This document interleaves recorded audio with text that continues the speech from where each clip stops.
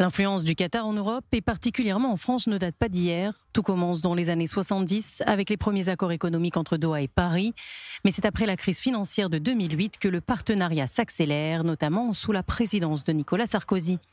À cette époque, la France ouvre largement la porte aux investisseurs qataris avec des avantages fiscaux considérables. Pas d'impôt sur la fortune immobilière ni sur les plus-values à la revente. Résultat, en quelques années, le Qatar devient un acteur majeur de l'économie française. Ses fonds souverains pèsent aujourd'hui des centaines de milliards de dollars en Europe, dont près de 30 milliards investis en France. Et ce n'est qu'un début.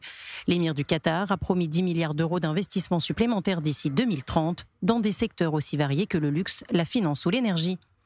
Parmi les symboles de cette présence, le Royal Monceau, le Peninsula ou encore le Carlton à Cannes, des achats stratégiques qui renforcent l'image du Qatar comme partenaire économique incontournable.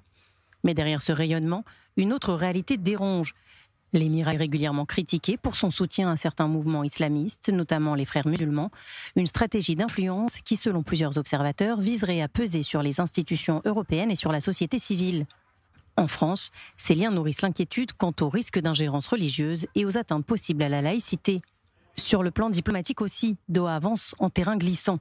Le Qatar joue les médiateurs dans les conflits du Proche-Orient tout en maintenant des relations avec des acteurs controversés comme le Hamas ou l'Iran. Et le Qatargate n'a fait qu'ajouter au malaise soupçons de corruption, financement occulte et influence politique à plusieurs niveaux. Entre puissance économique, influence culturelle et zone d'ombre diplomatique, le Qatar poursuit une stratégie ambitieuse, une diplomatie du chéquier qui fascine autant qu'elle inquiète.